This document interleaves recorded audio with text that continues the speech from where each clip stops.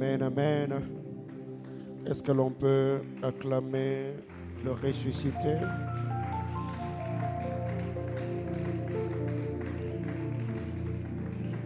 Dieu soit loué. Alléluia.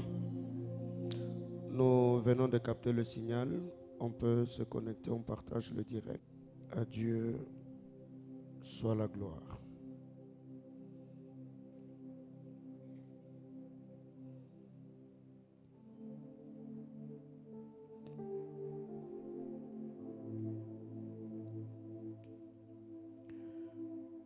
Ce soir, par la grâce du Seigneur, on peut rester assis.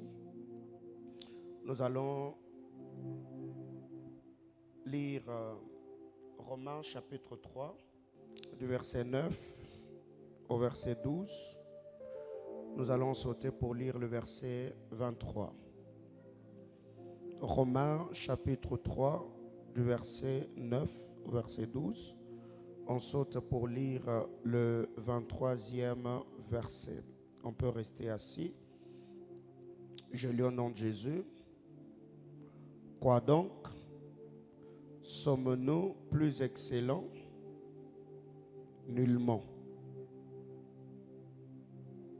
Car nous avons déjà prouvé que tous, juifs et grecs, sont tous sous l'empire du péché. Selon qu'il est écrit, il n'y a point de juste, pas même un seul.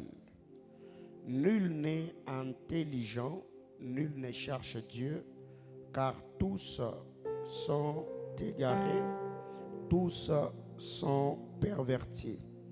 Il n'en est aucun qui fasse le bien, pas même un seul. Le verset 23, car tous ont péché et sont privés de la gloire de Dieu. Parole du Seigneur. On peut acclamer les Saintes Écritures.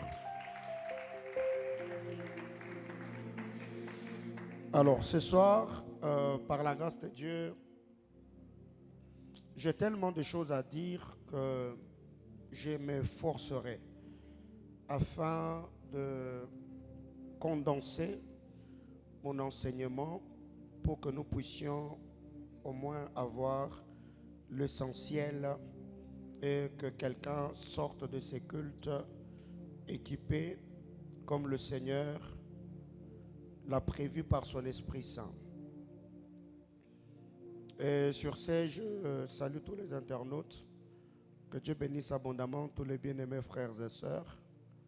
De partout, vous avez l'habitude de nous suivre. Nous vous saluons dans le précieux nom de notre Seigneur Jésus-Christ.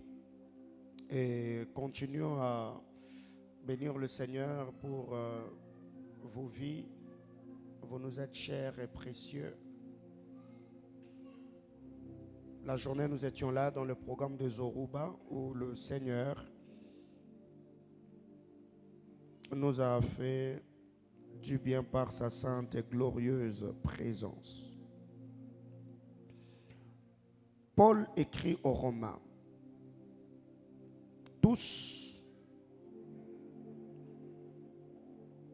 ont péché et sont privés de la gloire de Dieu.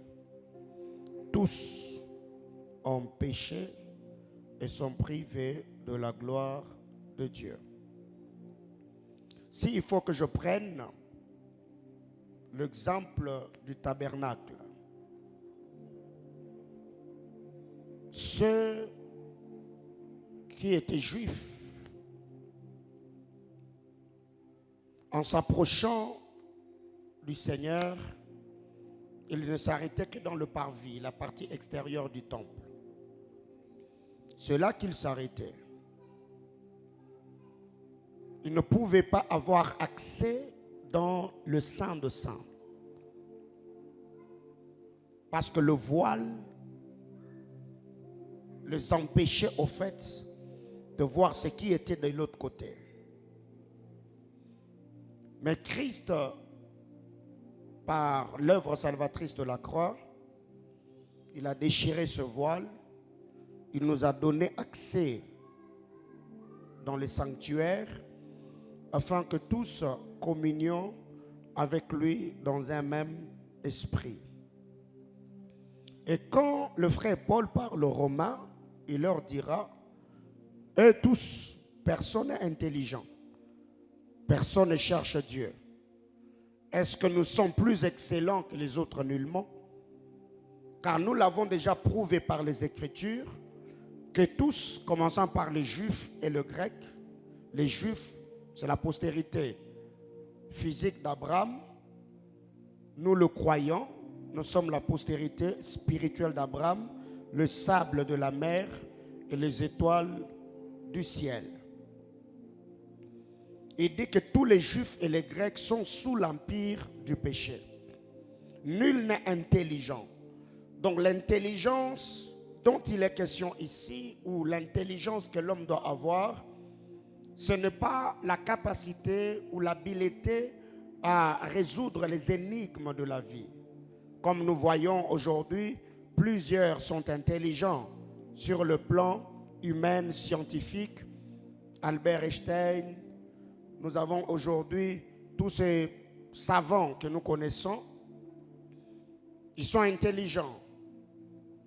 Mais vous verrez que cette intelligence ne comble pas la vie de l'homme. Cette intelligence ne satisfait pas le cœur de l'homme. Cette intelligence laisse toujours un vide quelque part. C'est pourquoi il est dit dans les livres saints que c'est lui qui se glorifie de me connaître. Voyez-vous? Et quand vous lisez la parole de Dieu, Proverbe nous dit que la crainte de l'Éternel, c'est le commencement de la sagesse. Ce qui fait que vous verrez que le même médecin qui a lu sur une boîte que c'est écrit fumer est préjudiciable à la santé, lui-même il fume. Il est intelligent, il est scientifique. Mais cette intelligence ne comble pas l'âme, ne couvre pas ou ne comble pas le besoin ou le désir de ces derniers. Tous sont égarés, tous sont pervertis. Il n'en est aucun qui fasse le bien, même pas un seul. Alors déjà, le mercredi, autour de notre thématique, la maturité spirituelle et les enjeux de la mission, nous avons parlé du premier ennemi de l'homme. Nous avons parlé de Satan. Satan est le premier ennemi de l'homme.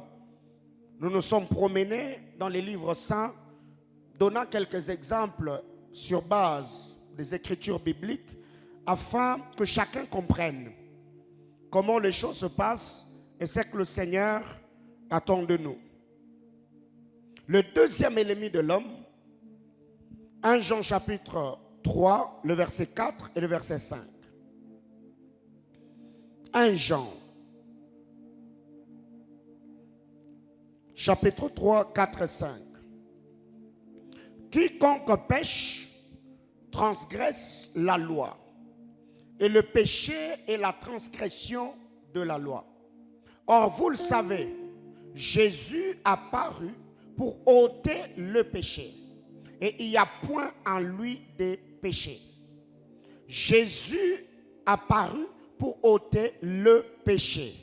Il n'y a point en lui de péché. Alors ici, retenons que le deuxième ennemi de l'homme, c'est le péché. Le premier ennemi de l'homme, c'est Satan. Le deuxième ennemi de l'homme, c'est le péché. Et c'est autour de ces choses que nous allons, par la grâce du Seigneur, nous entretenir dans les temps qui nous est imparti. Et je crois que le Seigneur nous orientera afin que chacun soit fixé par rapport à la portion et la mesure de grâce que le Seigneur a mis à notre portée en ce jour. Quiconque pêche transgresse la loi. Et l'apôtre Jean va plus loin. Il dit que le péché est la transgression de la loi. Ici, quand on parle de la loi, on faisait allusion à la Torah, la loi écrite. C'est ce que nous appelons la loi mosaïque ou la loi de Moïse. Quiconque transgressait cette loi-là commettait le péché. Et quand vous lisez Romains, la Bible déclare: j'ai connu le péché par par la loi. Or, quiconque recevait la loi n'avait pas la force en lui-même d'accomplir les exigences de la loi. Ce qui fait que la même personne qui avait reçu la loi transgressait ce dernier. Parce que c'est lui qui désobéissait à une loi se rendait coupable de toute la loi. Or, quand vous lisez la parole de Dieu, nous avons le 10 commandements, le 10 lois, alors qu'Israël n'avait pas que le 10 lois, ils avaient plus de 600 lois. Loi cérémonielle, loi civile et tout ce qui va avec. Et vous allez vous rendre compte que ici, quand Paul parle aux Romains, il dit c'est par la loi que j'ai connu le péché. Et c'est quand la loi est venue que j'ai connu le péché et le péché a repris vie à moi. Romains chapitre 7. Alors qu'est-ce que nous devons retenir? Parlant du péché, il n'y a pas de péché en soi sans la présence du tentateur, sans la présence de l'ennemi, sans la présence du diable. Et ici, je l'ai dit, commençant par la vie du premier homme, la vie du premier couple. C'est quand le tentateur est venu dans le jardin, il a tenté l'homme. Ce dernier a succombé à la tentation. Succombant à la tentation, l'homme a désobéi à la loi, à l'instruction, aux instructions que le Seigneur lui avait données, de ne pas toucher à l'arbre de la connaissance du bien et du mal, de peur que ce dernier ne meure. Alors ici, nous voyons que le péché, au fait, c'est la transgression de la loi. Jacques chapitre 1er, le verset 15. Jacques 1, 15. Il est écrit, on peut lire même le verset 14, même le verset 13, que personne lorsqu'il est tenté ne dise, c'est Dieu qui me tente. Car Dieu ne peut être tenté par le mal. Et il ne tente lui-même personne. Dieu nous éprouve. Dieu ne nous tente pas. Dieu, quand il vient, il nous met à l'épreuve. Et l'épreuve a pour but d'enrichir notre louange, d'affermir notre foi, de créer un feedback, ce que j'appelle l'attachement entre nous et Dieu, d'approfondir notre adoration. Je crois que par la grâce du Seigneur, on en parlera le jour où le Seigneur nous permettra. Donc quand Dieu nous éprouve, les épreuves viennent avec des objectifs bien précis. Mais quand le tentateur arrive, quand la tentation vient au fait pousser l'homme à se rebeller contre la loi suprême ou contre l'autorité suprême. C'est que quand la tentation arrive, la tentation n'éprouve pas. La tentation vient au fait déclencher la sémence de la rébellion dans l'homme afin que ce dernier puisse se rebeller à l'autorité. Que personne ne dise que Dieu m'a tenté parce que Dieu ne tente personne. Mais chacun est tenté quand il est attiré et amorcé par sa propre convoitise. Puis, la convoitise, lorsqu'elle a conçu, enfante le péché. Et le péché étant consommé, produit la mort. Voyez-vous? C'est que ici, la convoitise est une sémence. La convoitise, lorsqu'elle a conçu, la convoitise est une sémence. C'est que quiconque reçoit ces derniers en lui, je parle de la convoitise bien évidemment, c'est que quand la convoitise entre en nous, la convoitise nous rend capable de devenir fertile. Quand je parle de la fertilité, c'est l'enfantement. La convoitise rend fertile. Et c'est lui qui aura reçu en lui la sémence de la convoitise, qui ne pense pas qu'il enfantera le néant. Il enfantera ce qu'on appelle le péché. Mais dès que le péché est enfanté, le péché devient au fait un produit consommable ou comestible. Dès que l'on consomme le péché à son tour fera un autre travail, va produire la mort. C'est tout un processus. Je convoite, la convoitise me pousse ou me poussera à engendrer le péché. Dès que je consomme le même péché produit par la convoitise, le péché va produire la mort. Je prends un exemple. d'Adam et Ève, ils ont vu que l'arbre défendu était bon à manger et utile pour ouvrir l'intelligence. Ils ont touché à l'arbre. Ils ont mangé l'arbre. L'arbre a produit la mort, a produit le péché. C'est ce que nous appelons la désobéissance. Le péché étant consommé a produit à son tour la mort. Et cette mort, c'est la déconnexion, l'alliance qui était entre l'homme et Dieu, l'intimité, la relation qui avait été brisée. C'est que quand vous êtes face à une tentation, ne voyez pas seulement le plaisir, le bonheur que cela peut produire en vous, mais voyez également les conséquences néfastes qui peuvent s'en suivre. Lisons une autre écriture. 1 Corinthiens chapitre 15, le verset 26. 1 Corinthiens 15, 26. Le dernier ennemi qui sera détruit, c'est la mort. Je vais y arriver. Le dernier ennemi qui sera détruit, c'est la mort. Alors, déjà, l'écriture que nous avons lue, nous voyons que le péché, c'est une question de sémence. Le péché, c'est une question de sémence. Et cette sémence est dans tout homme. Tout homme, créé à l'image, à la ressemblance de Dieu, il a cette sémence en lui. C'est ce que nous appelons le péché adamique. C'est de ces péchés-là dont le psalmiste, quand il parle, il dit, je suis conçu dans le péché, dans le sein de ma mère. J'étais conçu dans le péché. Je suis né dans le péché. Et le frère Paul va plus loin, il dira, qui me délivrera de ces corps de la mort? Pourquoi? Parce que ces péchés-là, tout homme naît avec. Prenons l'exemple, vous verrez qu'un enfant de 2 ans, 3 ans, dès qu'on lui met, on lui achète de nouveaux vêtements et qu'il le met sur lui, vous verrez, il y a quelque chose qui va se manifester. On appelle ça comment? L'orgueil, n'est-ce pas? Vous verrez même la démarche de l'enfant va automatiquement changer. Il va commencer à marcher d'une certaine manière. Pourquoi? Parce qu'il a sur lui de nouveaux vêtements. Le même enfant, personne ne l'a appris à être égoïste.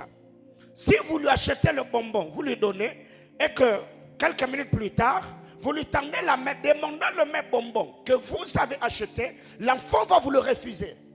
Ce n'est pas parce qu'il est attaché ou il aime le bonbon seulement, mais en lui, il y a une sémence qui va lui dire ne donne pas, ne partage pas. Et il y a beaucoup d'autres choses que je peux donner ici comme exemple, mais au moins nous devons être sûrs que personne ne peut prétendre pécher si en lui, il n'y a pas la prédisposition du péché.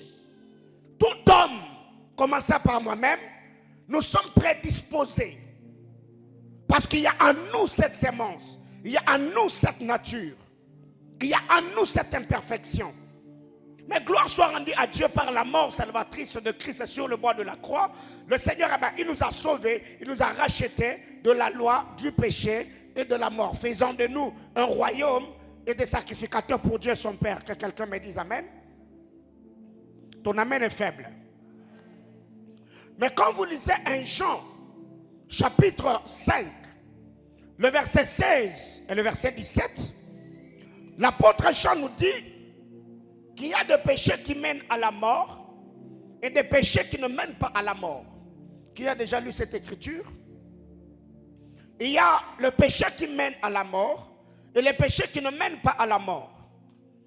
Ici, je parle comme un théologien. Ne tombons pas dans le piège ou dans l'extravagance d'énumérer des péchés en disant non, ça c'est le péché qui conduit à la mort. Non. Tout péché conduit à la première mort que nous appelons la mort éternelle. Donc, quiconque pêche ne se répand pas et ne reçoit pas Jésus-Christ comme Seigneur et Sauveur, celui-là, il est candidat à la mort éternelle. Il est banni de la sainte et glorieuse présence de Dieu. C'est pourquoi Apocalypse dit dehors, les impudiques, les menteurs, ceux qui commettaient l'idolâtrie, ils passeront leur temps loin de Dieu dans le soufre dont on appelle la seconde mort. Alors, le péché dont il est question ici, ce n'est pas de péché à classifier, à catégoriser en disant non, 2, 3, 4 péchés, ça c'est les péchés qui mènent à la mort, ça ce sont des péchés qui ne mènent pas à la mort. Non. Ici, quand l'apôtre Jean est en train de parler, ce sont des choses que l'on commet en désobéissant à la parole de Dieu qui peut causer une mort physique, pas la mort spirituelle. Parce que quand vous lisez la parole de Dieu, physiquement parlant, Adam était vivant. Il est sorti du jardin d'Éden, il a connu sa femme, il a même fait des enfants. Physiquement, il était vivant. Mais spirituellement, Adam était mort. Pourquoi? Parce que c'était comme une branche qu'on avait détachée de l'arbre qui y avait la sève. C'est pourquoi Jésus, en parlant, il nous parle même, il dit, nous sommes des... Vous avez oublié l'écriture? Lui, il est le cep, nous sommes le sarment. Voyez-vous? Tout sarment qui est déconnecté du cep, il peut vivre ou survivre pendant un moment. Mais au fur et à mesure, le temps sera en train de passer, la sève, la vie qui est dans le sarment, finira par le quitter et le sarment va sécher, il va faner. Donc ici, je prends un exemple, le péché qui mène à la mort. Tu fais quelque chose. Et ce péché-là, Dieu dans son royaume, il décide de t'ôter la vie, de mettre fin à ta vie. Et très généralement, ce genre de péché souffrait, que j'ouvre une parenthèse, le blasphème. Quand le péché d'un homme atteint le paroxysme, où le Seigneur, quand il regarde, il trouve que tu deviens un danger public. Ta manière de faire, ta manière de vivre, commence à jeter l'opprobre sur le nom du Christ et sur l'œuvre de la croix, où tu deviens une occasion de chute ou un pierre d'achoppement. Le Seigneur, par ces péchés-là, il peut mettre fin à ta vie. Pas que tu meurs spirituellement, non. Physiquement comme ça, Dieu arrête ta vie sur la terre des hommes et ça s'arrête. C'est pourquoi vous verrez que la Bible dit, aussi longtemps que l'abomination des Cananéens, des Amoréens, aussi longtemps que cette abomination n'a pas atteint son paroxysme ou son comble, la colère ou le jugement de Dieu ne s'abattra pas. Quelqu'un me comprend? Que vous devez comprendre, quand vous vivez avec le Seigneur, en marchant avec Dieu, en vivant dans la vie chrétienne, il y a des choses que vous devez comprendre, parce que la compréhension de ces choses va déclencher l'autre processus qui est l'applicabilité. Et c'est cette applicabilité qui nous rendra de plus en plus agréables au Seigneur et qui fera de nous éligibles à la vie du royaume. Que quelqu'un me dise Amen. Mais aussi, Matthieu chapitre 12, le verset 31 et le verset 32. Nous parlons du deuxième ennemi de l'homme qui est le péché. Matthieu chapitre 12. Ici, Jésus nous parle des péchés pardonnables et des péchés impardonnables. Des péchés que l'on pardonne et le péché qui ne peut pas être pardonné. Matthieu chapitre 12, 31 et 32.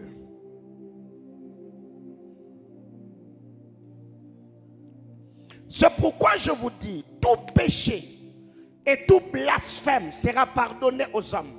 Mais le blasphème contre l'esprit ne sera point pardonné.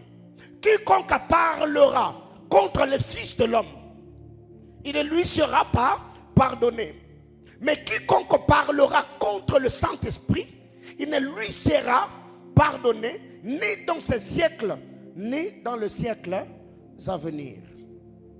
Dis à ton voisin, il y a à boire et à manger. Qu'est-ce qui arrive? Jésus dit, tout péché et tout blasphème sera pardonné. Mais le blasphème contre le Saint-Esprit, ce péché-là, ne sera pas pardonné. Il va au verset 32, il explique.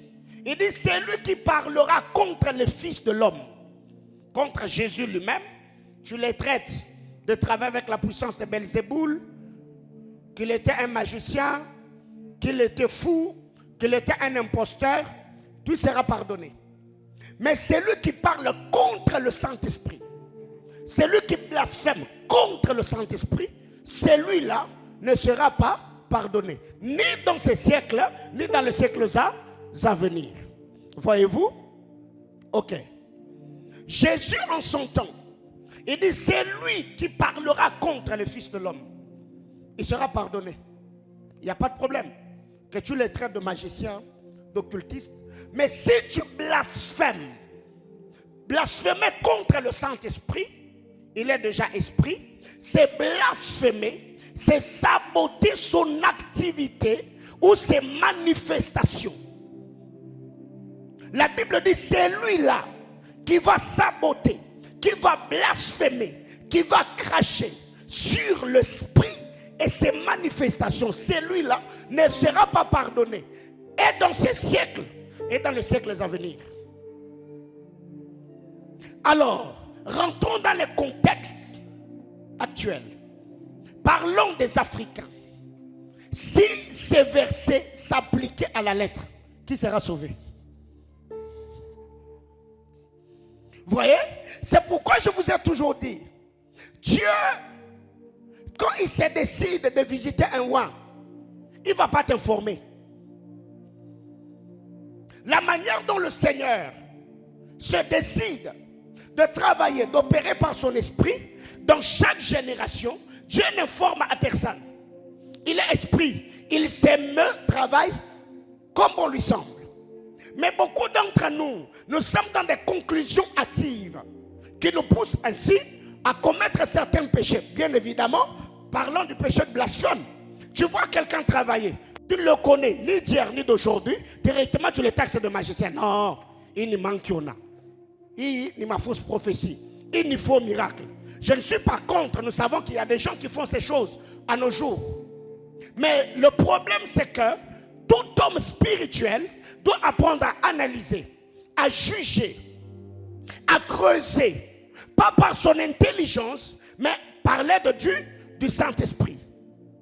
Est-ce que je parle à l'église? Ce qui fait qu'aujourd'hui, quelque chose que je ne maîtrise pas, je ne me prononce pas. Que ce soit sur les réseaux sociaux ou peut-être quelque chose qui est devenu viral, un buzz, autour des choses de l'esprit, je ne me prononce pas. Si c'est une prédication, je peux donner mon point de vue parce que c'est quelque chose de scripturaire, n'est-ce pas? Il y a les Écritures, on va analyser sur base de la parole. Mais si c'est une activité de l'esprit, je m'abstiens. À moins que j'ai la conviction de l'esprit que ça, ce n'est pas Dieu. Parce que vous savez, Dieu dans sa manière de faire, tout ce que Dieu fait, il le fait selon l'analogie de la foi. L'analogie de la foi, ça veut dire des choses qui suivent la doctrine du Seigneur. Mais Dieu, par moment, il peut venir faire certaines choses qui peuvent sembler être contradictoires à ce qu'il a dit ou à ce qui était écrit. Je ne dis pas qu'il le fait souvent. Mais dans sa souveraineté, il peut faire des choses qui peuvent sembler être contre ou paradoxales. Même à la parole écrite. Est-ce que je parle à l'église? Maintenant, le problème, c'est quoi avec cette génération? Même les aveugles veulent apprendre à ceux qui voient comment on voit. Est-ce que quelqu'un m'a compris? Donc, quelqu'un qui est étranger à la vie du royaume, il va se donner le luxe d'analyser en disant ça, c'est pas Dieu. Alors, qu'est-ce que nous devons faire?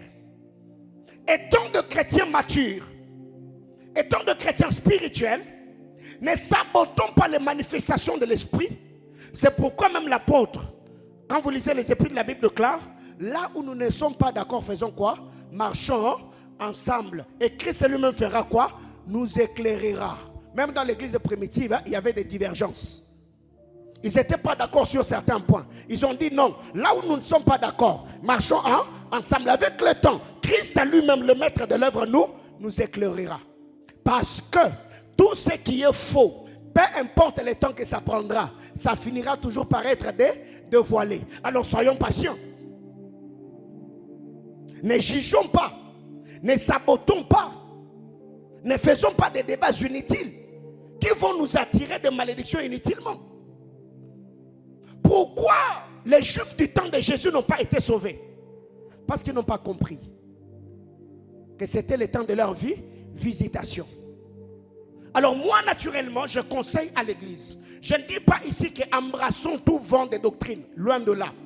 Mais sur base des Écritures, à la lumière de l'Esprit de Dieu qui habite dans notre esprit et qui témoigne que nous sommes enfants de Dieu, apprenons à juger, apprenons à analyser. Quand ce n'est pas Dieu, on s'abstient. Voyez-vous? Qui savait ou qui pouvait penser que cette femme, avant que Pierre, que Paul et Silas ne la démasquent, qu'elle était animée par un esprit de python? Personne. Il y aura toujours un temps où le faux seront exposés à la lumière.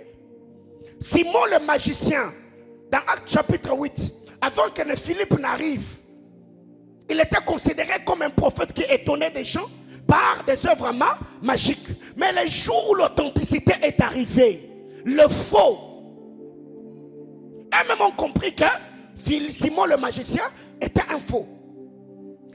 Jésus dit, ni dans ces... Donc, blasphémer contre le Saint-Esprit, c'est un péché éternel. Ni dans ces siècles, ni dans les siècles à venir. Blasphémer contre le Saint-Esprit. Cracher sur ses manifestations. Non, ça c'est pas l'Esprit de Dieu. Ça c'est la magie. Jésus dit, si vous crachez sur lui, vous dites qu'il est magicien, il va vous pardonner. Même en son temps, il a fait. Mais pourquoi cette rigueur est de taille? Parce qu'il a déjà tout accompli. Il a tout accompli. Il est rentré à la droite de Dieu le Père. Et vous devez savoir, ce n'est pas parce qu'on parle de la grâce que la loi est bannie. La loi est le gardien de la grâce. Quelqu'un me comprend? Dis à ton voisin, la loi est le gardien de la grâce. Parce que, quand vous lisez Apocalypse, on nous parle de l'agneau, n'est-ce pas? Qui est assis sur le trône, qui a cette tête ou cette corne, qui a 7 yeux, n'est-ce pas? Qui sont les 7 esprits de l'Éternel qui parcourent la terre. Mais regardez autour du trône, il y a les lions, il y a l'aigle, il y a le veau, ainsi de suite. Partout où il y a la grâce, la loi est le gardien. Parce que si la loi n'est pas d'un côté, c'est que nous vivrons dans le libertinage. Faisons ce que nous trouvons juste. La grâce n'a pas annulé la loi. La grâce a donné juste l'essence à la loi. Parce que même quand les épîtres, on nous dit, la loi était les pédagogues qui nous conduisaient vers le Christ. La femme attrapée en flagrant délit, qu'est-ce qui l'a conduit vers le Christ? La loi ou la grâce? C'était la loi, n'est-ce pas? Parce que Moïse dans la loi a dit de telles femmes on doit le lapider. Comme la loi était le pédagogue, la loi a pris la femme dans son péché d'adultère. La loi l'a conduit petit à petit jusqu'à Christ qui était le porteur de la grâce, afin que ce que la loi ne l'a pas donné, qu'elle reçoive ces choses par la grâce. Or, la loi est le pied qui conduit l'homme vers la grâce. La loi est les yeux qui nous permet à contempler la beauté de la grâce. Est-ce que l'église me comprend? Alors, mal prêcher la grâce va amener les gens dans le libertinage. Et mal prêcher la loi va maintenir les gens dans la peur. Donc nous ne craignons pas Dieu par peur. Nous craignons Dieu par amour. Je me consacre par amour, je me sanctifie par amour. Pour moi, c'est une rédévance. Je dois ça à Christ. Pourquoi? Parce qu'il est mort pour moi sur le bois de la croix. Que quelqu'un me dise amen. Une autre chose. En parlant du péché, je ne vais pas toucher l'esprit parce que ça va m'amener dans beaucoup de choses. L'homme est 3 en 1. Tripartite. Il y a 3 dimensions dans l'homme. Il y a l'esprit, il y a le corps, il y a l'âme. Les 2 parties sont immatérielles. L'âme et l'esprit sont invisibles. Mais nous voyons le corps. Ainsi, certains péchés que l'homme commet, je ne vais pas toucher l'esprit. Certains péchés que l'homme commet, ça peut souiller son âme. Ou encore, ça peut souiller son corps. Ézéchiel chapitre 4, le verset 14. Ézéchiel 4, 14. Le péché est le deuxième ennemi de l'homme. Ézéchiel 4, 14. J'ai dit, ah Seigneur éternel, voici mon âme n'a point été souillée depuis ma jeunesse jusqu'à présent. Je n'ai pas mangé d'une bête morte ou déchirée, et aucune chair impure n'est entrée dans ma bouche. Ok? C'est Ézéchiel qui parle. Il dit, mon âme n'a point été souillée. C'est qu'il y a des choses qui peuvent souiller l'âme. Pierre étant un juif sincère, il s'est comporté comme Ézéchiel dans Actes des Apôtres chapitre 10. Quand il voit la nappe descendre du ciel, dans lequel il y avait toutes sortes de quadrupèdes et des bêtes impures, il a dit à Dieu, Dieu lui dit, tue et mange. Pierre dit, il s'abstient, il dit non, moi je suis un juif, moi je ne veux pas toucher aux choses impures, parce que depuis ma jeunesse, je n'ai jamais touché aux choses impures. C'est que quand vous lisez cette écriture, nous voyons qu'il y a des péchés qui peuvent souiller ton âme. Ton âme est souillée. Et ceux qui iront en enfer, ils iront en enfer à cause de la souillure de leur âme. Leur âme n'a pas été lavée, leur âme n'a pas été régénérée, leur âme n'a pas été purifiée. C'est ce que nous appelons l'homme intérieur. Le vrai toi, ce n'est pas le corps que l'on voit. Le vrai toi, c'est la valeur de ton âme. Est-ce que je parle à quelqu'un? Parce qu'après la mort, l'esprit va rentrer dans l'éternité auprès du Créateur. Ton corps va retourner à la poussière. Et ton âme ira dans le Sheol.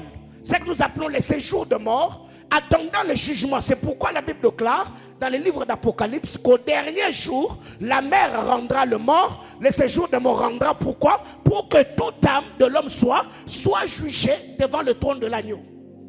Et c'est la valeur de l'âme qui détermine le parabole de Christ où il dit, il y aura ceux qui seront, les brebis seront à sa droite et les boucs à sa gauche. Ce n'est pas les boucs et les brebis qui ont des cornes, non. La valeur de ton âme, l'état de ton âme détermine ta valeur spirituelle. Soit tu es un bouc, soit tu es une brebis ou un agneau. Quand on voit le bouc, on voit la désobéissance. Quand on voit l'agneau, on voit l'obéissance. Donc ceux qui auront obéi, reçu Christ comme Seigneur et Sauveur, se soumettant à sa parole, ils auront une nature. Est-ce que quelqu'un me comprend? Si je suis trop haut, vous me faites tellement un signe comme ça, je vais redescendre. Alléluia. Lisons. Proverbe 8, 36. Proverbe chapitre 8, le verset 36.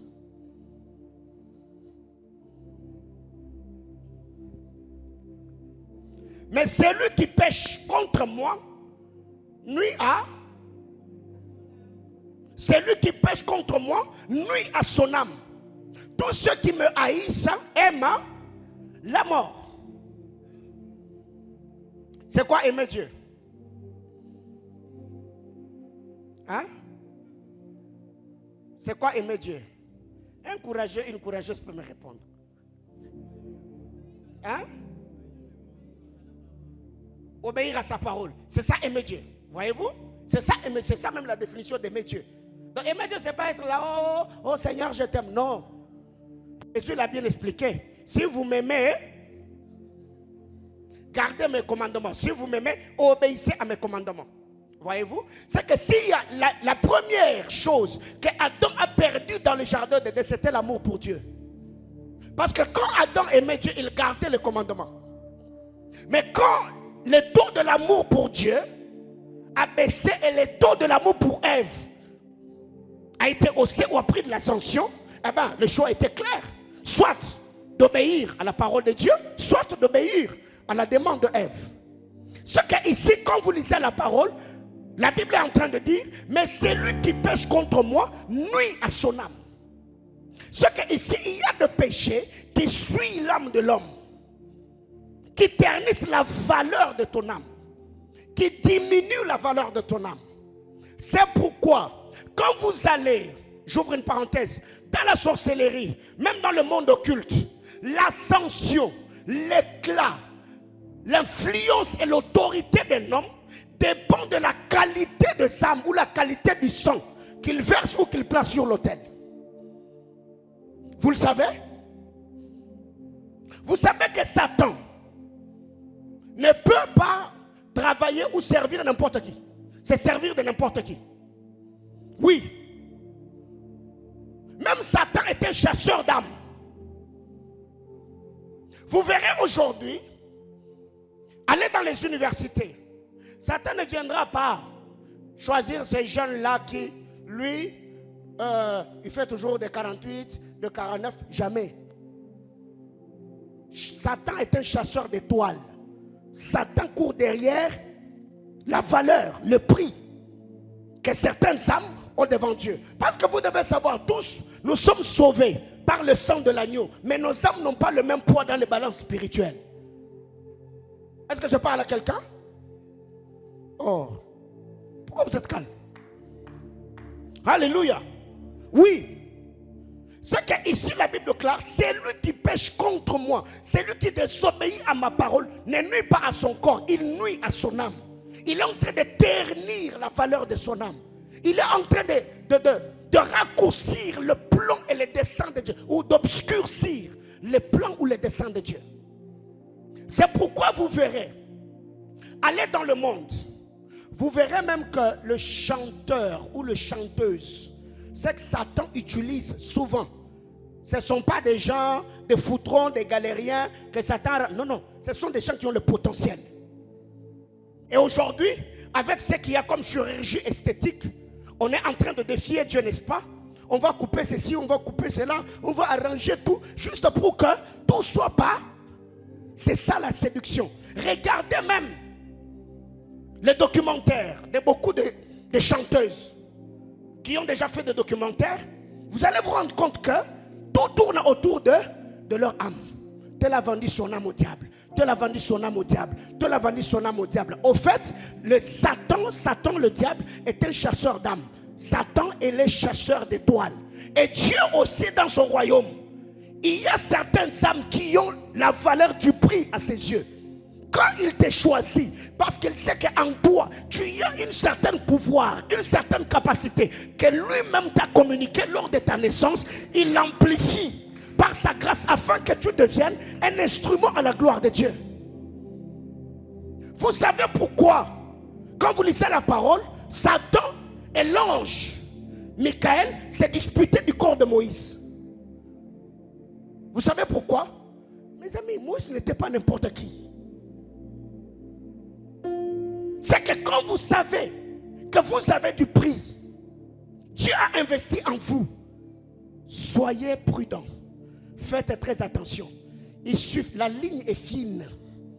Toi, tu penses encore que tu es avec Dieu, alors que Satan t'a déjà enrôlé de l'autre côté. Tu es en train de travailler pour accomplir ce dessein. Satan est un chasseur d'âmes. Il est le chasseur des étoiles. C'est lui qui pêche contre moi, nuit à son âme. Tous ceux qui me haïssent aiment la mort. Donc haïr Dieu, c'est embrasser la mort à bras ouverts. 2. Il y a aussi des péchés qui suivent au corps, qui suivent le corps. Il n'y a pas que le péché qui suit l'âme, d'autres péchés suivent le corps. 1 Corinthiens chapitre 6, le verset 18. 1 Corinthiens 6, 18, c'est une écriture que nous connaissons. Fuyez l'impudicité.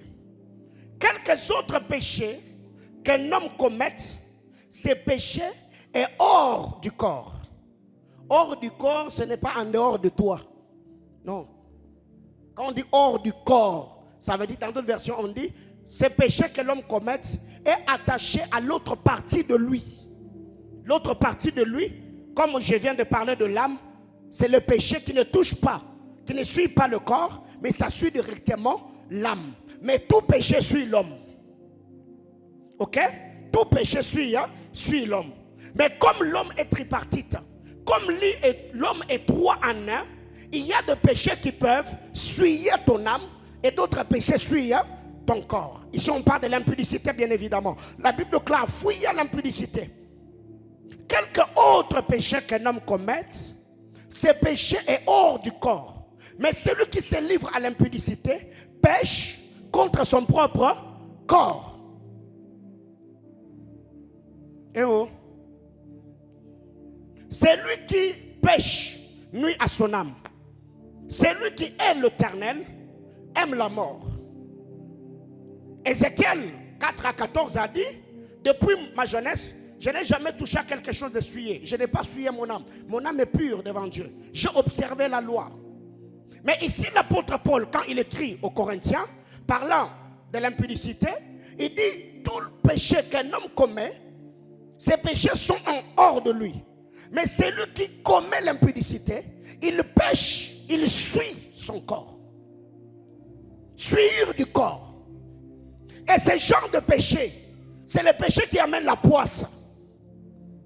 Il y a des gens comme ça, qui partout où ils arrivent, ils émettent autour d'eux des énergies négatives.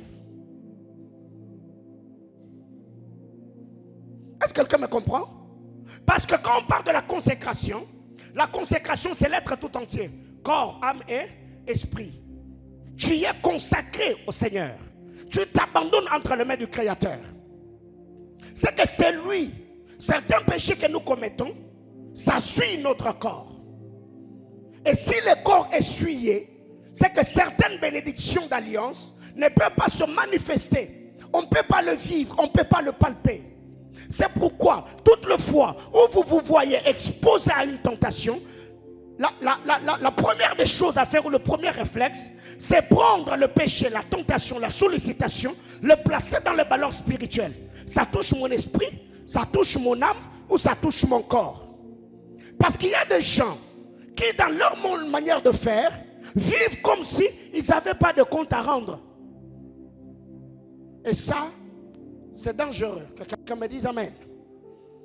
Ça, c'est dangereux. Est-ce que quelqu'un se sent enseigné ce soir?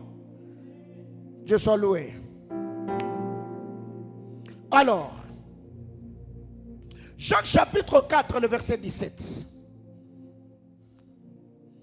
Jacques 4, 17.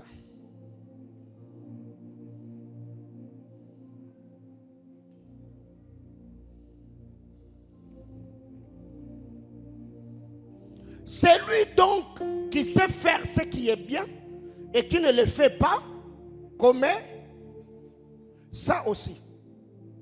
C'est lui qui sait faire le bien, mais qui ne le fait pas. Donc le contraire du bien, c'est le mal. Donc c'est lui qui sait faire le bien et il ne le fait pas, commet un péché. Mais ça, ce n'est pas seulement en faisant le mal. Mais aussi, l'apôtre Jacques va même plus loin. Il dit, si ton frère ou ta soeur vient dans ta maison et que tu es en mesure de lui donner un verre d'eau et tu lui dis seulement que la paix du Seigneur soit avec toi. Tu es juste, tu as péché. Parce que tu sais ce que tu devais faire, mais tu ne l'as pas fait. Voyez-vous? Alors ça, c'est un péché. C'est lui qui sait le bien qu'il doit faire et ne le fait pas, commet un péché. Quand tu sais que ça c'est le bien que je dois faire, prier c'est le bien que je dois faire, me sanctifier c'est le bien, soutenir les démunis, payer ma dîme, servir Dieu avec mes biens. Quand tu ne le fais pas, tu es en train de pécher parce que quelque part, tu es en train de retarder le programme de Dieu. Tu es en train d'attrister, tu es en train de retarder la destinée de quelqu'un. C'est pourquoi, quand on atteint un certain niveau de maturité, toutes les opportunités qui s'offrent à nous, ou qui s'ouvrent à nous, l'homme spirituel et l'homme mature se posera toujours la question, quelle est la part de Dieu? Quelle est ma part? Et quelle est la part de mon prochain ou de mon voisin? Parce que Dieu te bénit, un, pour lui. Deux, Dieu te bénit pour toi. 3, Dieu te bénira pour ceux qui sont autour de toi. Mais tout ce que Dieu fait dans ta vie, tu verras que tu es le seul bénéficiaire. Le moi, l'ego, tout ne tourne que tout autour de ta personne. Une autre chose, Romains chapitre 14, le verset 23. Romains 14, 23. Mais celui qui a de doutes au sujet de ce qu'il mange est condamné parce qu'il n'agit pas par conviction. Tout ce qui n'est pas le produit d'une conviction est un péché. Ça, c'est aussi le type de péché. Tout ce qui n'est pas le produit d'une conviction est un péché. Toi, tu sais que tu ne peux pas aller dans des réunions de famille et manger le poule. Tu vois chez vous. Vous, quand vous avez des réunions de famille, vous tuez des poules, vous tuez des chèvres, les gens dansent, et toi maintenant, tu sais que manger ça, c'est un péché. Toi, tu as la conviction. Mais parce que ton oncle t'a dit que tu dois manger, tu manges sans avoir la conviction parce que tu dois satisfaire ton oncle. Tu es en train de pécher parce que tu ne le fais pas par conviction. Toi, tu sais que tu es allé à la montagne, un prophète te prophétise. Après, il te dit, oh non, donne-moi ton téléphone portable. Toi-même, tu sais que tu n'es pas convaincu. Et parce qu'il a cité ton nom, tu prends le téléphone, tu fais quoi? Tu donnes. Mes amis, vous devez faire très attention, même dans notre église ici. Aujourd'hui, j'ai reçu une soeur au bureau. Elle me dit, papa, il y a un frère, c'était ici à l'église, un frère qui a courtisé la soeur. 3 jours, 4 jours, le frère en question, je ne sais pas s'il était prophète, je ne sais pas, parce que je ne suis pas entré dans les détails.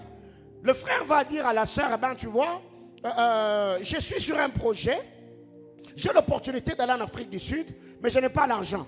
Si tu peux me donner $220, comme ça, je vais avoir le visa, et le visa va me permettre d'avoir le passeport pour que j'aille en Afrique du Sud. Et la soeur dit, oh, on vient de se connaître il n'y a même pas un mois. Je vais te donner $220, j'ai eu ça où? Oh non! Mais toi, tu vois, dans votre famille, tel a l'argent, non? Donc le frère là a fait des recherches sur la sœur. Elle sait que tel est de sa famille. Alors comme tel, selon le frère, a l'argent, alors que faire? Je vais lancer, j'étais un appât, n'est-ce pas? Je t'aime, je vais t'épouser, mais donne-moi d'abord des $220, je dois avoir le passeport. Alors vous êtes de cette église. Moi-même, je n'ai pas l'habitude de vous demander l'argent. Donc si quelqu'un vient, il te parle d'argent, même s'il t'a dit des choses vraies, si tu n'es pas convaincu, ne fais pas, ne donne pas. Alléluia. Ce qui n'est pas le produit de la conviction, c'est un péché. Et le péché est l'ennemi de l'homme. 2 Corinthiens chapitre 7, le verset 10. 2 Corinthiens 7, le verset 10. En effet, la tristesse selon Dieu produit une repentance à salut dont on ne se répand jamais. Tandis que la tristesse du monde produit la mort. Parce que le péché a une chose en elle. C'est que quand tu pêches, il y a la culpabilité. Pourquoi? Parce que la loi de Dieu est inscrite dans ton cœur et dans ton esprit. Satan te culpabilise. Maintenant, quand vous lisez Paul dit, la culpabilité selon Dieu conduit ou nous mène à la repentance. Mais celle qui vient du monde, donc celle qui vient du diable, quand c'est Satan qui te culpabilise, cette culpabilité-là ne t'amènera pas près de Dieu. Ça t'amènera loin de Dieu et ça produira la mort. Ok? Je prends l'exemple de 2 disciples de Jésus. Pierre a péché. Il a renié Jésus. Judas a péché. Il a vendu Jésus.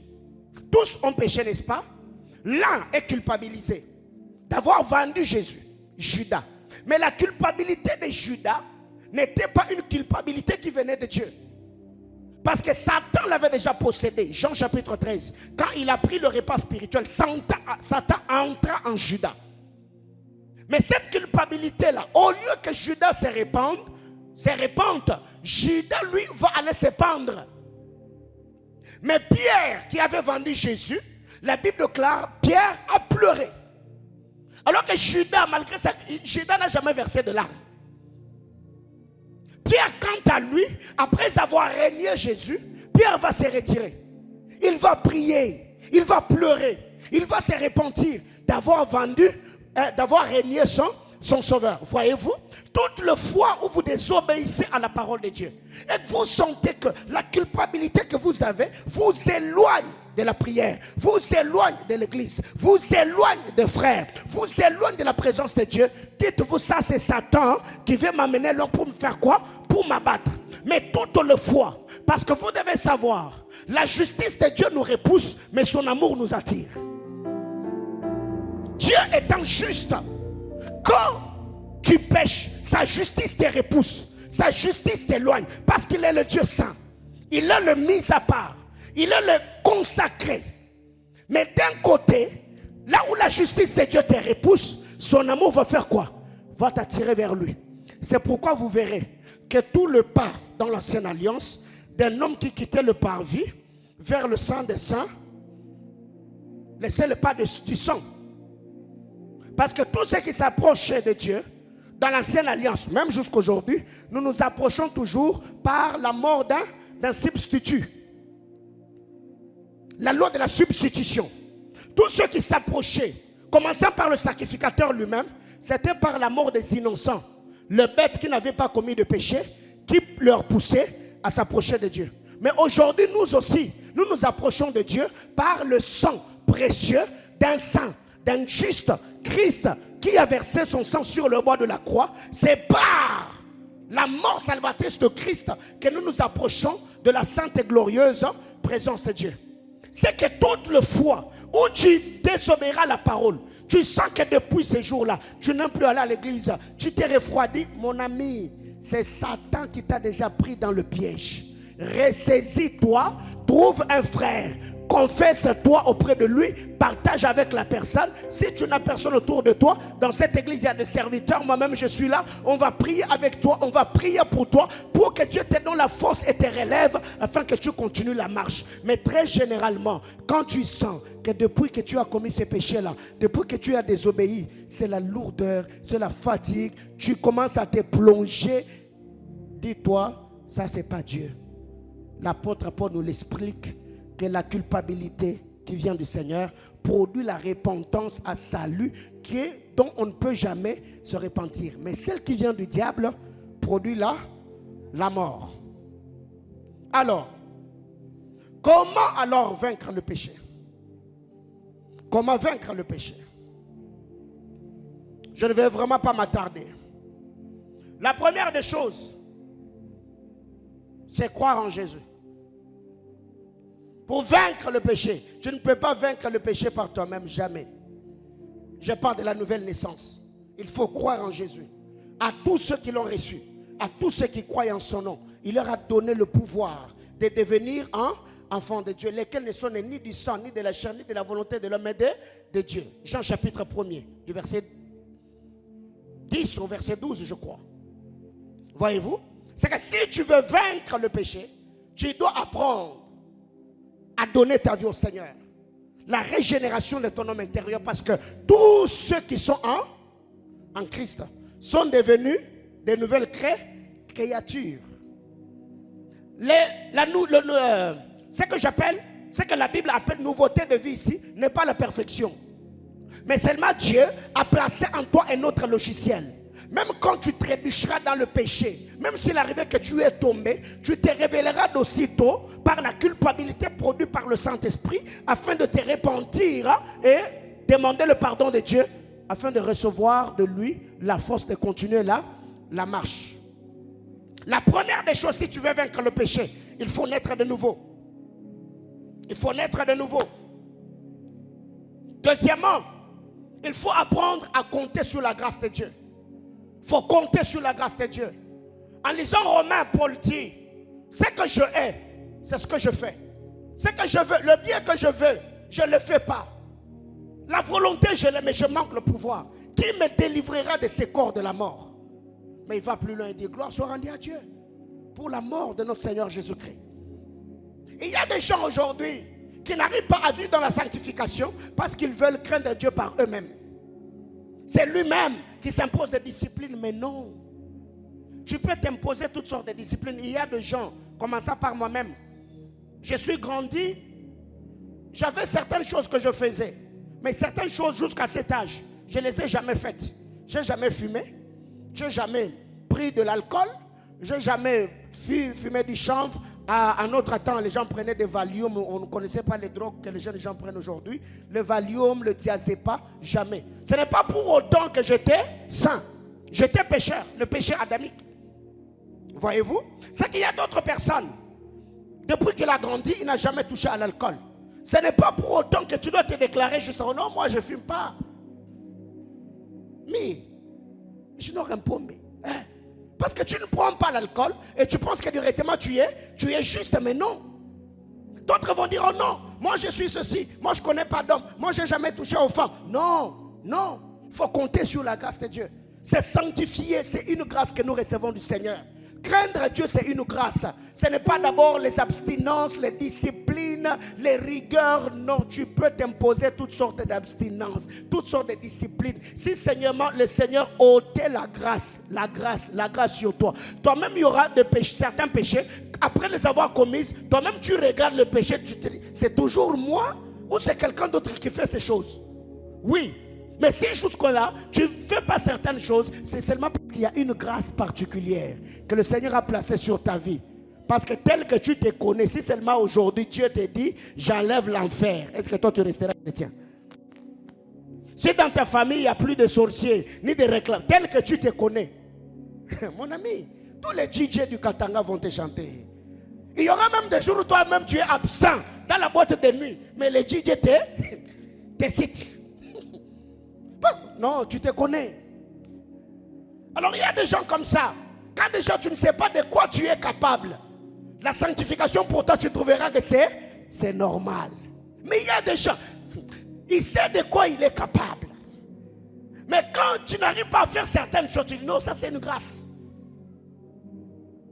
Est-ce que quelqu'un me comprend? Je prends un exemple, tu as l'argent, tu es influent. Tu peux faire tout. Je dis bien, tu peux tout faire. Prendre l'alcool, sortir avec les femmes, tu es une belle femme, tu peux sortir avec n'importe quel homme. Tu y as tout. Mais tu vas au boulot, tu finis, tu aimes ton véhicule, tu rentres à la maison. Tu aimes ta femme, tu aimes tes enfants, tu aimes ton mari, tu respectes tes parents, tu aimes les choses de Dieu. Mon ami, ça c'est une grâce. Et quand déjà tu crains Dieu comme ça, dis-toi, waouh, ça c'est une grâce. Mais il y a d'autres personnes, lui-même quand tu les regardes là, donc, même Satan, il n'a même pas envie de les tenter. Quelqu'un me comprend? Oui. Donc lui-même là pour pécher, c'est lui qui doit aller chercher les péchés. Donc, lui, il doit... Mais il y a des gens, les péchés viennent frapper à leur porte. Quelqu'un a compris ce que je viens de dire? Oui. Il y a des gens comme ça. Donc, quand tu dis, non, lui là, il a tout pour pécher, mais il ne pêche pas. Mais ceux-là, c'est eux qui cherchent les péchés. Non. Alléluia. Oui, il faut connaître ce que tu es capable de faire. Toi-même, tu sais que là, si seulement le Seigneur ôtait la grâce, il y a des choses que moi-même là je vais faire, au point où même mes parents seront à mesure de me régner. Toi-même, tu te connais. Alléluia. Alors déjà, les gens comme nous ici, nous savons de quoi nous sommes capables. Alors moi, quand je crains Dieu, je trouve que c'est une grâce. Peut-être pour toi, ce n'est pas le cas. Moi, je me dis seulement, si seulement aujourd'hui, Dieu me retire la grâce, mon ami. Je me dis, je ferai quoi? Qu'est-ce que je ne ferai pas? Mais toutes les fois où tu vois le Seigneur te garder, tu es beau, tu as l'argent, tu es intelligent, les gens t'apprécient, tu as l'onction, tu es intègre, tu crains Dieu, tu te bats pour rester dans le carreau. Mon ami, rends grâce à Dieu. Dis à Dieu, Seigneur, ne me retire pas ton bon esprit. Parce que si seulement aujourd'hui tu me retirais l'esprit, à moi je suis fini. Alléluia. Mais aussi, tu veux vaincre le péché. Il faut être bien entouré. Entoure-toi des gens qui vont te booster à craindre Dieu. Quand vous lisez la parole, la Bible déclare, la mauvaise compagnie corrompt la bonne mœurs, n'est-ce pas? 1 Corinthiens 15, 33. Une mauvaise compagnie, c'est 1 Corinthiens? Oui. Quand le bon mœurs. Si aujourd'hui, toi, tu es chrétien, tu sens que tu n'as pas encore mûri dans ta chrétienté, mais tu es entouré par des amis qui prennent de l'alcool, alors que toi, dans le passé, tu étais alcoolique. Demain, tu vas reprendre. Nous, quand on a donné notre vie au Seigneur, à notre temps bien sûr, la première des choses que nous avons fait, c'est s'attacher aux frères de l'église, aux gens qui aimaient Dieu. Nous étions dans des clics de lecteurs ou lecture de la Bible. C'est les gens que l'on côtoyait. Et certains amis même, on avait donné l'instruction. Moi quand j'ai quitté Mise à Pigeon, je suis arrivé à Lemba Salongo. J'avais même donné l'instruction à mes nièces avec qui je vivais. Si tel ami venait, oh je change pour vous lui dites, je ne suis pas là. Parce que je sais que lui il a suivi. Comme j'aimais beaucoup la musique profane, on va parler des musiciens, on va parler de ceci, on va parler de cela. Moi je me souviens à Kinshasa, il m'arrivait, on quitte Mise à Pigeon. On va jusqu'au rond-point Victoire, attendre juste la sortie de l'album des musiciens. On va rester là jusqu'à 23h, on va chanter, on va danser. Par moment, vous n'avez pas de transport, vous faites les pieds. Chemin faisant, tu rentres à la maison à 1h, à 2h, tu rentres, tu dors. Voyez-vous? Mais quand j'ai donné ma vie au Seigneur, ceinture à liboso, yabatunati kanavi, c'est les amis avec qui j'étais dans le monde. C'est quand je me suis vraiment affermi des choses de Dieu. Je suis rentré vers eux. Aujourd'hui, la dame Carlos est ici. Mais en ce temps-là, je l'avais quitté. Je l'avais vraiment quitté. Je l'ai quitté. Les gens se moquaient. Non, tu vois. Parce que nous, à l'époque, nous, vraiment, on a grandi dans les clics. Vraiment, nous, c'était là, ça pour rien. C'était là, les habits ou rien. Alors maintenant, plusieurs personnes, comme on était au fait dans ces clics-là, pour eux, non. Il est allé se réfugier dans les choses de Dieu parce que on a forme, forme, faut bêta forme. Mais, ezaki pour la maman forme, mais, n'a rien pour nous embarquer sans forme. Tu vois? Aujourd'hui, elle pensait que je leur avais quitté parce que je n'avais pas d'habit. Alors que j'étais allé vers Dieu pour qu'il me donne un habit, la nature de son fils, l'onction, la grâce de Dieu. Et aujourd'hui, Dieu m'a donné la forme et la forme est forme. Alléluia. Bien-aimés dans le Seigneur, un moment, quand vous sentez que votre entourage, les gens avec qui vous vivez, ne vous aident pas, identifiez il y a des sœurs dans cette église qui craignent le Seigneur. Il y a des frères qui aiment Dieu dans cette église. Oui, tu lui dis, est-ce que toi tu peux accepter de devenir mon ami? Deviens mon allié. Je veux grandir dans la foi. Il y a des sœurs ici qui sont plongées dans les Écritures. Toi tu sens que quand tu lis la Bible, tu n'arrives pas à percer. Non, humilie-toi, cherche la personne. Je veux apprendre, je veux m'attacher à toi. Comme papa n'aura pas le temps de suivre ma vie de près, je veux vraiment m'attacher à toi. Moi, j'ai parlé en d'autres langues parce que quand je suis arrivé, j'ai trouvé certains frères. Ils priaient en langue comme des malades. Je me suis dit, oh, si eux parlent en langue comme ça, moi aussi je vais parler en langue. Je commence à... Moi, je jeûnais pour parler en langue. Hein? Oui, moi je jeûnais pour parler en langue. Je dis, Seigneur, aujourd'hui je vais parler. Et moment ça vient, j'ai dit, non. Les langues là de faire oh shekababa. Moi je ne veux pas. Alléluia. Je ne veux pas. J'ai gêné. Pourquoi? Il y a des gens qui m'ont challengé. Il y a des gens qui m'ont défié. Vous voulez craindre le Seigneur. Ne vivez pas avec tout le monde. Côtoyez ces gens-là. Jésus côtoyait les prostituées, les gens de mauvaise vie, parce qu'il avait la capacité de les influencer. Est-ce que je parle à quelqu'un? Si toi tu sens que tu n'as pas encore atteint le niveau, mon ami, fuyez. Il faut les éviter. Dès que tu sens que tu as mené des amortisseurs, tu as des arguments, tu as maintenant un mental, tu rentres vers eux. Même si on te propose la bière, tu dis, il n'y a rien du tout. Oh, la musique, il n'y a rien du tout. Je vous raconte cette anecdote. Un jour, j'avais commis cette imprudence. Il y a un de mes amis, je crois maman Patti le connaît, Patrick. Celui d'ailleurs qui me coiffait et tout. Donc, un garçon très bien, c'est vraiment un ami avec qui on a vraiment grandi. À un moment, j'étais encore en train de tâtonner sans être affermi. Un jour, on est avec eux dans la maison que j'ai louée à Limba Salon. Je crois que c'était vers 2006 ou je ne sais pas, 2005 ou 2006. Après, il y a une chanson qui venait de sortir. Moi, j'étais déjà ouvrier même, je servais Dieu. J'aimais le Seigneur de tout mon cœur. Mais tellement que cette chanson-là venait de sortir, vraiment ça passait à la télé en boucle. Un jour, vous voyez déjà le fait d'entendre, il y a des paroles que tu retiens, d'autant plus que j'ai vraiment quand même une mémoire et j'aimais trop la musique. Et la chanson est entrée. Un jour, on est là au salon, en train de parler, on a mis la chanson. Pasta, à Bungirumba. J'ai commencé à chanter. On chantait tous ensemble. Un moment, je ne m'étais pas rendu compte que tous ne chantaient plus. Ils étaient au fait estomaqués, choqués. Qu'est-ce qui lui arrive?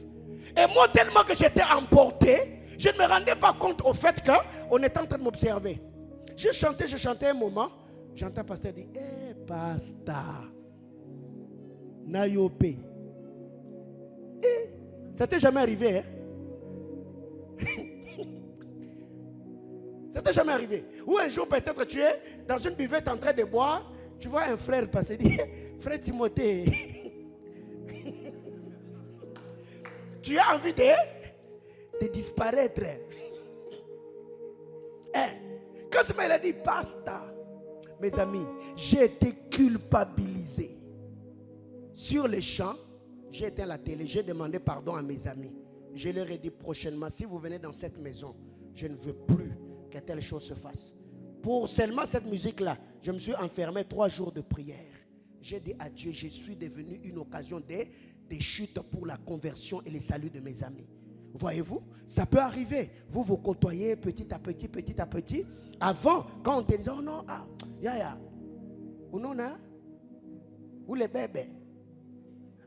Au début, tu les interdisais, n'est-ce pas? Et plus tu entends là les histoires des bébés. Et toi, tu deviens même. Tu vois? C'est avec le temps. C'est toi maintenant qui commence à leur montrer. Et bon, non. Oh, nini? Je oule Mungu animuumba. Oule c'est ni bébé, mon ami. Si Dieu ne te récupère pas très tôt, t'es fini. Alléluia. Pas seulement dans la vie de tes amis païens. Il y a même de faux frères qui sont dans les églises. Quand vous êtes avec eux, vous sentez c'est des blagues mal placées. On appelle ça comment? La plaisanterie. Non, de tels frères, il faut les éviter. Tu te dis non, moi j'ai une histoire avec Dieu. Je ne peux pas blaguer dans telle ou telle autre chose. Quelqu'un me comprend? Alors rapidement, nous allons finir. Oh là, rapidement. Troisième ennemi de l'homme, rapidement. Troisième ennemi de l'homme. La mort est le troisième ennemi de l'homme. Le premier ennemi, c'est Satan. Le deuxième ennemi de l'homme, c'est le péché. Le troisième ennemi de l'homme, c'est la mort. Et quand on parle de la mort c'est la mort, mais je peux prendre cette mort en 3 grands paliers. Premièrement, il y a la mort spirituelle. Deuxièmement, il y a la mort physique. Troisièmement, il y a ce qu'on appelle mort matérielle, mort relationnelle. Ça veut dire c'est quand Satan touche à tout. Tes affaires ne prospèrent pas et tout. Là encore, ce n'est pas un problème. Mais l'homme, au fait, est exposé à ces 2 types de mort. 1, mort spirituelle. 2, la mort physique. La mort spirituelle vient par notre déconnexion avec Dieu. La désobéissance. C'est cette mort-là que Adam a connue dans le jardin d'Éden. Il est sorti vivant dans le jardin. Mais Adam ne vivait pas en soi. Adam, il était déconnecté. Déconnecté de Dieu. Il n'y avait plus de vie en lui. Alors quand vous lisez la parole de Dieu, 1 Corinthiens chapitre 15, le verset 26, je venais d'ailleurs de le lire tantôt, la Bible déclare, le dernier ennemi qui sera vaincu, c'est la mort. Pourquoi? Parce que Jésus, quand il est allé sur le bois de la croix, Jésus est mort pour le péché de l'humanité. Il a vaincu la mort. Il a résolu le problème du péché. Il a versé son sang sur le bois de la croix afin que nous devenions une possession exclusive et privée de Dieu. Mais qu'à cela nous tienne,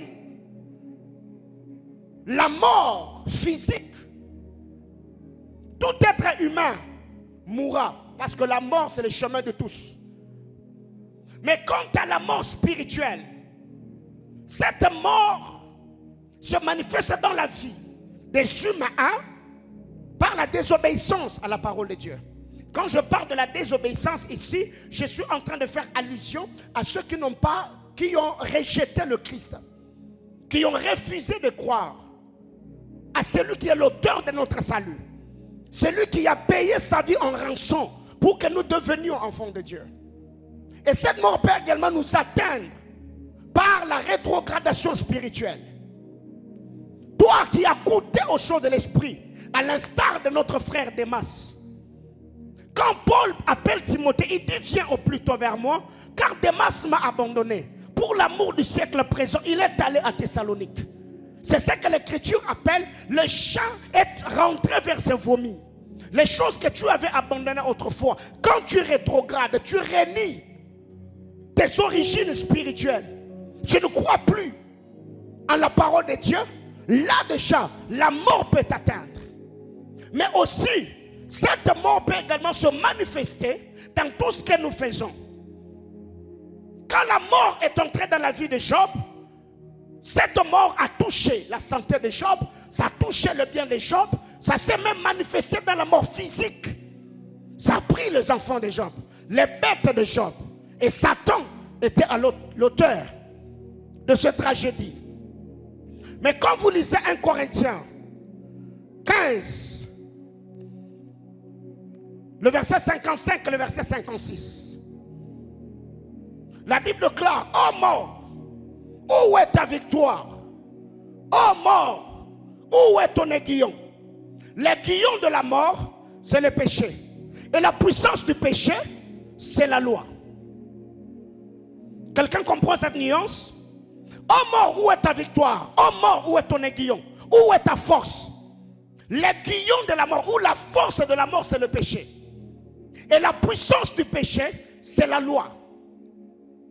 Ici, quand l'apôtre entend parler, il dit que la loi est la puissance du péché. Parce que j'ai connu le péché que par la loi. Et après que j'ai connu le péché par la loi, j'ai consommé le péché. Le péché a engendré la mort. Ainsi, la loi est devenue le garant, la force du péché. C'est pourquoi Paul, quand il parle, dit l'aiguillon de la mort, c'est le péché. Et la force du péché, c'est la loi. Mais gloire soit rendue à Dieu. Par la mort salvatrice de notre bien-aimé Sauveur, il nous a arrachés de la loi du péché et de la mort. Rapidement, Romains chapitre 5, le verset 12. Romains 5, 12. La Bible clare. C'est pourquoi, par un seul homme, le péché est entré dans le monde. Et par le péché, la mort. Et qu'ainsi par la mort, s'est étendu sur tous les hommes, parce que tous ont péché. Par un seul homme, le péché est entré dans le monde. Et par le péché, la mort. Donc par le péché est la porte de la mort. Et qu'ainsi la mort s'est étendue sur tous les hommes, parce que tous ont péché. Ça nous renvoie dans Romains 3, 23, tous ont péché et sont privés de la gloire de Dieu.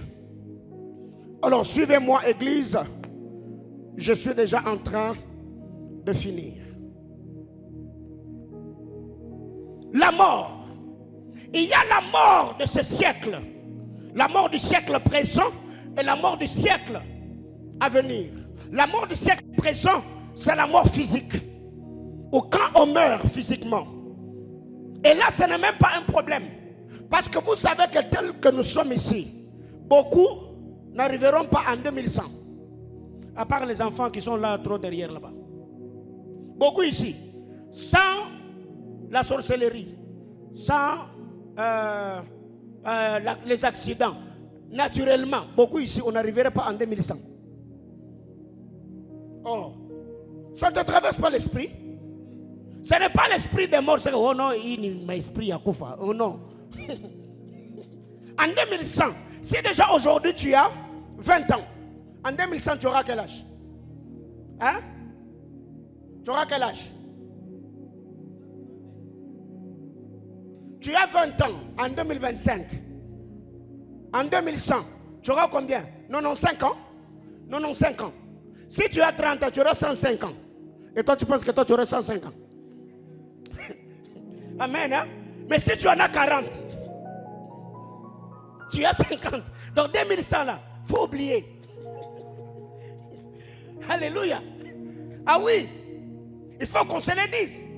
Naturellement, la mort est le chemin de tout le monde. On mourra un jour, sorcellerie ou pas sorcellerie. Chacun, même maladie, pas maladie. Même si Dieu lui-même veut que tu ne meurs pas, même la mort t'oublie. Un jour, la mort va se rappeler. Ah, il y a un gars que j'avais oublié. Passe par ici. C'est le chemin de tous. Alléluia. Alors pour cela, l'homme doit comprendre que si j'échappe ou si je dois échapper à la mort, parce que le pire dans tout ça, ce n'est pas ta mort physique. Le pire dans tout ça, c'est la mort éternelle. Parce que ici, la Bible déclare la durée de la vie d'un homme, c'est 70 ans ou 70 ans, n'est-ce pas? Le plus robuste, il peut aller au-delà si Dieu te fait grâce. Alors, si maintenant, tu vis sur la terre des âmes, 70 ans, 70 ans, voire même 90 ans, si Dieu te fait grâce, et que tu vas vivre éternellement dans la gêne, éloigné de Dieu, c'est que nous appelons la seconde mort ou la mort éternelle. Parce qu'au fait, il est réservé aux hommes de mourir. Après vient le jugement. C'est qu'après cette mort, on ressuscitera. Le corps revêtira l'immortalité. Et nous vivrons éternellement. Les saints vivront éternellement loin de Dieu, dans la gêne, et les autres vivront éternellement dans la sainte et glorieuse présence de Dieu. Alors rapidement, que devons-nous faire pour éviter la mort? Ah, quelqu'un dit, papa a tout matière. Parce que je vais vivre longtemps. Je ne vais pas mourir. Mais moi, je ne vais pas mourir. Personne ici ne veut mourir. Vous savez pourquoi on n'aime pas la mort? La majorité des gens ont peur de l'inconnu. Oui, c'est la peur de l'inconnu qui pousse plusieurs personnes à refuser la mort. Parce que tu ne sais pas ce qui t'attend de l'autre côté. Alors, comme tu ne sais pas, bien sûr pour les non-croyants, ils ont peur de mourir parce qu'ils vont se dire, de l'autre côté, je ne sais pas ce qui se passe de l'autre côté.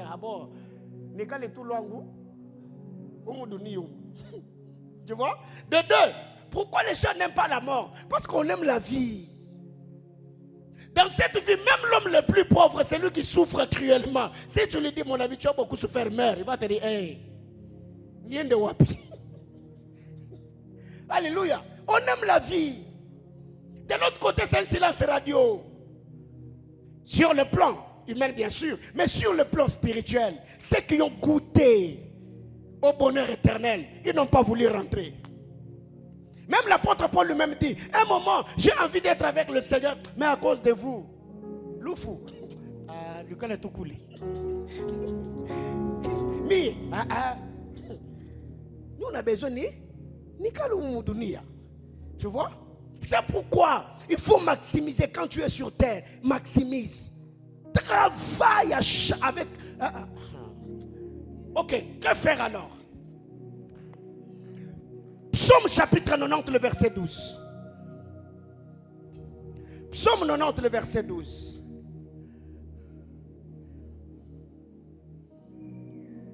La Bible déclare, enseigne-nous à bien compter nos jours, afin que nous appliquions notre cœur à la sagesse. La première des choses, ici je parle bien de la mort précoce, de ceux qui meurent précocement. Ok? Ceux qui quittent la terre des hommes sans avoir accompli la mission que leur a assignée. Si tu veux éviter de mourir précocement, la première des choses, apprends à compter tes jours. Applique ton cœur à la sagesse. Appliquer le cœur à la sagesse, c'est craindre le Seigneur. Apprendre à compter les jours, c'est de savoir que je suis sur la terre, je suis un pèlerin. Je ne sais pas quand est-ce que la mort frappera à ma porte. Alors que faire? Je maximise. J'apprends à compter mes jours. Toute opportunité qui va s'offrir à moi, je vais l'utiliser pour le cause du royaume. Tout ce que le Seigneur a mis à moi, je vais exploiter les talents, le potentiel, les habiletés, afin que ces jours-là, quand le Seigneur mettra fin à ma vie, que je puisse dire, j'ai tout accompli et j'ai accompli la mission que le Seigneur m'avait assignée sur terre. La première des choses, tu veux éviter de mourir précocement. Apprends à compter tes jours. Dis après moi, Seigneur, dans le nom de Jésus, donne-moi la sagesse spirituelle, que je saisisse les opportunités qui s'offrent et qui s'offriront à moi. Au nom de Jésus, que cela t'arrive. Proverbe chapitre 10, le verset 27. Proverbe 10, 27. C'est dernier, je sens l'esprit de Paul me saisir. Paul a enseigné toute la nuit au point où un homme pris par le sommeil est tombé à travers. La Bible déclare, la crainte de l'Éternel augmente les jours, mais les années du méchant sont abrégées. La crainte de l'Éternel augmente les jours. Ceux qui craignent l'Éternel vivront longtemps. Pourquoi? Parce qu'aujourd'hui, ceux qui se livrent à l'impudicité peuvent être atteints par de maladies. Ceux qui se livrent à l'alcool, ils peuvent avoir des cirrhoses de foie. Ceux qui se livrent à la cigarette, ils peuvent avoir telle et telle autre maladie. Mais ceux qui craignent l'Éternel veille sur eux. Alors que le méchant, leur jour est abrégé. Tu veux éviter la mort précoce. Apprends à faire quoi? À craindre l'Éternel. Ceux qui craignent l'Éternel, ils se gardent. Mais aussi, tu veux éviter la mort précoce, veille sur ton assiette. Je parle à quelqu'un? Il faut veiller sur ton assiette. C'est que tu manges, il y a tellement de choses que je devais dire ici, mais le temps est parti. Il faut veiller sur ton assiette. Il y a des gens aujourd'hui qui, dans le plan de Dieu, devaient vivre longtemps. Mais ils sont morts précocement seulement parce qu'ils ne se sont pas gérés. Ils n'ont pas géré leur régime alimentaire. Vous savez, moi, tel que je suis là, je peux prendre du poids, mais je ne peux pas aller au-delà des 90 kilos. Quand j'ai grossi, papa, il a pris du poids. Je suis dans les 75, 70 ou 70. Donc 75 ou 80 kilos. Je ne peux pas aller au-delà des 90 kilos. Pourquoi? Déjà ma taille, je ne suis pas trop élancé. Ça ne me permet pas de grossir. Et de deux, mon style de travailler, ma manière de pomper ne me permet pas de prendre du poids. De peur qu'il y ait trop de graisse autour de mon cœur et que je m'éteigne avant le temps. Je veille sur une chose, c'est que je prends. Faites du sport. Évitez les embrouilles avec les gens. Aujourd'hui, l'empoisonnement est devenu comme un cadeau qui s'offre sur le plateau. Dieu vous sécurise, mais sécurisez-vous. Aujourd'hui, après Zorouba, j'ai reçu 2 de mes filles au bureau. Il y a leur cousin sur qui j'avais prophétisé ici. J'ai dit, je vois dans mon esprit ces garçons. Et lui-même, ces jours-là, était venu, il était de ce côté-là. J'ai dit, tu as un long parcours, mais je vois un esprit d'empoisonnement te guetter. Il faut veiller. Aujourd'hui, on m'a dit, on lui a jeté la maladie qu'on appelle une PC. On l'a empoisonné et il est dans un coma aux cliniques universitaires. On l'a amené, je ne sais pas, on a refusé. On est allé avec la Don Bosco, on a refusé. On dit, on vient de me voir aujourd'hui. J'ai dit, mais quand ça l'a atteint, il pouvait bien m'appeler. Voyez-vous, c'est que si vous ne voulez pas mourir précocement, veillez sur ce que je vous dis là. Mais il y a des gens aujourd'hui, tout ce qui se présente à vous, vous mangez. Vous avez trop de toxines dans le corps. Demain après demain, vous allez vous éteindre. Sans sorcellerie, sans magie, ou je ne sais pas, sans quoi que ce soit. Alléluia. Mais deux aussi, ça je cite, je reviendrai. Je crois que je vais donner tout un enseignement autour de cela. 2, il faut croire en celui qui a vaincu la mort. Ça veut dire Jésus-Christ. Même si tu t'éteignais physiquement, mais la mort spirituelle, que t'en sois épargné. Et parlant de la mort, il y a 7 formes de mort. 1, il y a l'ombre de la mort. 2, il y a l'esprit de mort. 3, il y a le messager de la mort. 4, il y a la vallée de l'ombre de la mort. 5, il y a l'odeur de la mort. 6, il y a le porte de la mort. 7, il y a les liens de la mort. Je devais enseigner sur ces choses parce que la journée pendant que l'on priait, j'ai donné même ce message. J'ai vu quelqu'un qui était habillé en tenue traditionnelle, mais la personne était en train de tendre l'arc avec une flèche. C'est comme quelqu'un qui voulait tirer une flèche. Et hier d'ailleurs, je l'ai partagé avec maman Pati, on n'en a pas parlé. Hier le matin, quand je me suis réveillé, on est allé aux cliniques universitaires. On était avec maman Pati, Katia et d'autres bien-aimés. Et le berger donne d'ailleurs. On a consolé notre frère, Yann Mouyumba, qui avait perdu son père. Après, je devais voir le berger junior Kadiata pour une course qu'on avait avant que je continue avec d'autres courses que j'avais. On est parti, j'ai prié pour sa nouvelle maison. On est en train de rentrer, on est sur l'avenue Niembo. Les amis, gloire à Dieu, je ne roulais pas à vive allure. J'ai quitté la maison, le véhicule était intact. Je vous dis intact. Mais pendant que je suis en train de rouler, on est en train de parler. Je sens le pneu droit en train de me tirer dans le caniveau. Je dis, oh, mais qu'est-ce qui ne va pas? J'ai commencé à résister, voulant braquer le volant de l'autre côté. Et j'ai senti le véhicule en train de perdre l'équilibre. Je ne sais pas ce qui m'a saisi. J'ai seulement braqué un peu le volant. Mes amis, j'ai senti qu'on voulait faire le tonneau. Pas. J'ai freiné, le véhicule s'est arrêté. Je descends de mon véhicule. Je regarde le pneu du côté droit. Vous voyez tout le boulon qui bloque le pneu. Ça s'est cassé. Je vous dis, à l'occasion de rien. Tous les 5 boulons, le pneu est resté comme ça dans l'air.